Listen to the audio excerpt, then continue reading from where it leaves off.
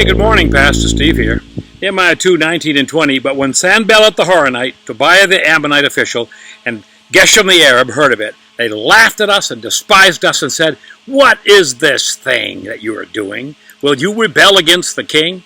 So I answered them and said to them, "The God of heaven himself will prosper us.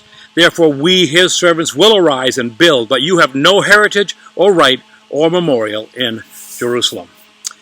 It'll always be a truth that those who are outside of the body will throw darts at the ones who are part of the body of Christ. Seems odd to me that even some who claim to be a part of the Christian family pick sides in an argument or a tiff and throw arrows and darts also. You can counter resistance. Nehemiah had the right answer here. Sort of like little Davy, remember, son of Jesse, did years before in 1 Samuel 17. The giant had been approached by this kid with a slingshot. And then he said in verse 43, the Philistine said to David, "Am I a dog?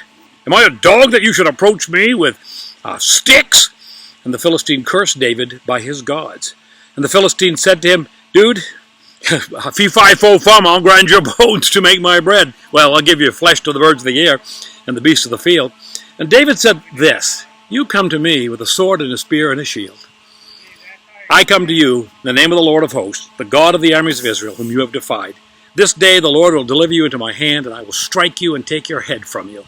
And this day I will give your carcasses to the wild beasts of the earth, and all the earth may know that there's a God in Israel." My friend, the Reverend Dr. Ephraim Ndife of Nigeria, came to our little church in our small town in Maine years ago. And I remember he was teaching about the faith that's needed to live in this world.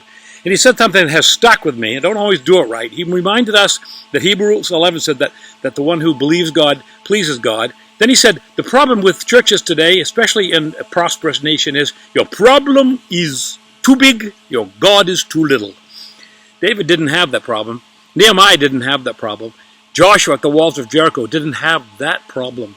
My pastor, Richard Berry, started a shelter which has been a monument to God's faithfulness. His constant lesson to all of us is that we serve the great I am, not the great I used to be.